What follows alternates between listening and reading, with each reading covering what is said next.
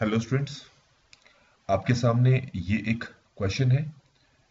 क्या कहा है इस क्वेश्चन में? Let C be the circle of minimum area touching the parabola. आपको ये एक पैराबोला दे रखा है y equal to 6 minus x square and the lines y equal to square root 3 mod x, then which of the following points lies on the circle. तो सबसे पहले हमें क्या करना है, हमें उस सर्कल, जिस सर्कल के बारे में यहां पर बात की जा रही है, उस सर्कल की पोजीशन को पहले यहां पर फाइंड आउट करना है, उसकी इक्वेशन को पहले यहां पर फाइंड आउट करना है। और वो करेंगे हम पैराबोला और इस लाइन की मदद से। तो सबसे पहले पैराबोला की इक्वेशन लिख लेते हैं। y equal to 6 minus x square है। मैं इसको कुछ इस तरीके से लिख सकता हूं, x square equal to 6 minus y. इसको और मैं थोड़ा सिंप्लीफाई कर लेता हूं, माइनस कॉमन लेकर y माइनस 6। अब आप ये देख लीजिए कि पैराबोला की इक्वेशन को हमने कुछ इस तरीके से यहां पर लिख लिया है। अब आपको पैराबोला की जो स्टैंडर्ड इक्वेशन है वो पता है, x square equal to minus 4ay।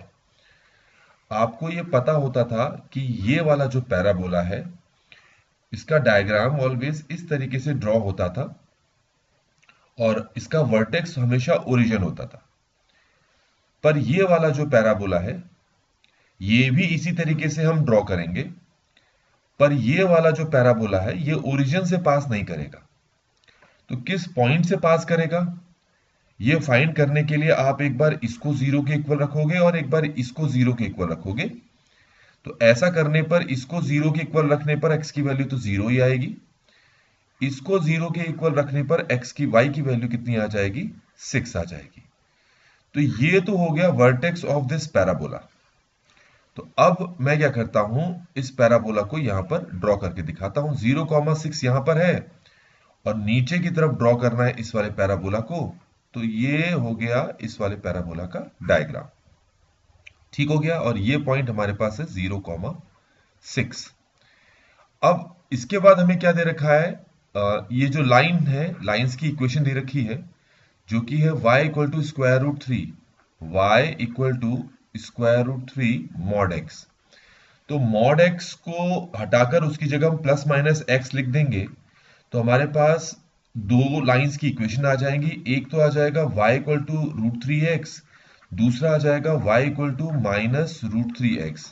आपको ये पता होना चाहिए कि मॉड x का मतलब होता है प्लस माइनस x। तो इस बेसिस पर हमारे पास दो लाइंस की इक्वेशन आ गई है। अब अगर इन दोनों लाइंस की इक्वेशन को मैं यहां पर ड्रॉ करूं, तो एक लाइन तो कुछ इस तरीके से ड्रॉ किया जाएगा और जो दूसरा लाइन है वो कुछ इस तरीके से ड्रॉ किया जाएगा। तो आपको ये भी समझ में आ गया होगा। अब यहां पर जिस सर्कल की इक्वेशन फाइंड आउट करने के लिए कह रहे हैं, वो जो सर्कल है वो इस रीजन पर लाई करेगा। तो वो जो सर्कल है इन तीनों को टच करना चाहिए, तो पॉसिबिलिटी यही हो सकती है कि वो जो सर्कल है वो इस तरीके से बने। तो ये वो सर्कल है जो पैराबोला को इन दोनों लाइंस को टच कर रहा है। तो इसी सर्कल की इक्वेशन हमें यहां पर सबसे पहले फाइंड आउट करनी है, जो कि मुश्किल नहीं है, हम आसानी से इस चीज को यहां पर कर लेंगे।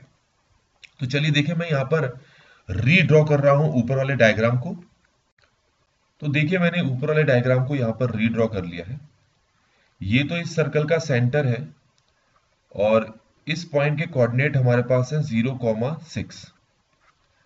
मान लेते हैं जो सर्कल है रेड कलर वाला, इसका रेडियस है a।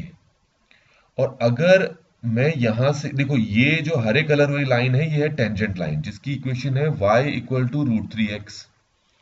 तो अगर मैं तुमसे कहूं इसका स्लोप निकालो, आप कहेंगे इसका स्लोप तो रूट 3 आता है, क्योंकि किसी भी लाइन की इक्वेशन को y equal to M X plus C से कंपेयर करोगे तो उससे उसका स्लोप आ जाएगा। और स्लोप का एक फॉर्मूला और होता है कि m equal to tan theta. तो मैंने m की जगह टेन थीटा डाल दिया, जो कि किसके इक्वल है, रूट 3 के। तो यहां से थीटा की वैल्यू कितनी आ गई, 60 डिग्री। तो इससे आपको ये पता लग गया होगा कि ये वाला एंगल तो 60 डिग्री है, पर ये वाला एंगल जो है ये 30 डिग्री हो जाएगा। हमें इसी एंगल की जरूरत है, तो मैंने 30 डिग्री यहां पर लिख दिया। ये आपको समझ में आ गया होगा यहां पर। अब इसके बाद हमें क्या करना है, यहां पर आप देखेंगे जरा, मैं क्या करता हूं, ये सेंटर देखो, ये यहां पर क्या हो रहा है कि लाइन, ये वाली लाइन और सर्कल एक दूसरे को टच कर रहे हैं। तो सेंटर से अगर मैं कोई लाइन यहां तक ड्रॉ करूंगा तो ये ऑलवेज परपेंडिकुलर होगी। तो अब बच्चों मैं क्या करने वाला हूं, मैं ये वाला जो हिस्सा, ये ट्रायंगल जो दिख रहा है ना, ये वाला मैंने बोल्ड कर दिया इसको। इसको मैं अगर यहां पर दोबारा से बनाकर दिखाऊं तो ये कुछ ऐसा आपको दिखाई देगा, जिसमें से इसको मैंने ए मान लिया है क्योंकि सर्कल की रेडियस को अभी के लिए मैंने ए मान लिया, जिसमें कि ये वाला एंगल 30 डिग्री है, जो कि मैं बता चुका था कि ये वाला एंगल 30 डिग्री है। तो अब मुझे क्या करना है, मुझे ये हाइपोटेन्यूज यहां पर फाइंड करना है। ठीक हो गया। तो मैं क्या करता हूं, यहां पर साइन 30 इस्तेमाल कर लेता हूं। तो साइन 30 हो जाएगा परपेंडिकुलर ओवर हाइपोटेन्यूज, अभी के लिए मैं इसको h मान लेता हूं। तो साइन 30 हो गया 1/2, और ये हमारे पास कितना है, a ओवर h। तो क्रॉस मल्टीप्लाई करो तो h कितना आ गया हमारे पास, 2a आ गया। तो मतलब ये पूरा जो डिस्टेंस है ये हमारे पास 2a आ गया। यहां पर अगर देखिए तो हमारे पास ये पूरा जो डिस्टेंस है 2a आ गया। तो मुझे सर सेंटर है उसके कोऑर्डिनेट पता लग गए, जो कि हो जाएगा 0,2a। क्या आपको ये समझ में आ गया? क्योंकि ये वाला जो डिस्टेंस है ये 2a है, तो सेंटर के कोऑर्डिनेट आ गए 0,2a। अब आपको समझ में आ गया होगा। अभी जो सर्कल है इसको मैं यहां पर फिर से ड्रॉ कर देता हूं ताकि थोड़ा सा और बेहतर तरीके से समझा पाऊं आपको। तो थोड़ा सा इसको नीचे कर देते हैं। ठीक है। तो जो सर्कल है फाइनली हमने उसका सेंटर पता लगा लिया है, जो कि है 0,2 है। और ये वाला जो पॉइंट है ये है हमारे पास 0,6, और ये जो डिस्टेंस है इसको कहते हैं हम यहां पर a रेडियस। तो इन दोनों कोऑर्डिनेट्स के बीच का अगर मैं डिस्टेंस निकालूं तो ये जाएगा 6 - 2a, जो कि किसके इक्वल होगा, रेडियस के। अब ये कैसे निकाला, इसके लिए आपको डिस्टेंस फॉर्मूला लगाना पड़ेगा जो आपने 10th में पढ़ा हुआ है।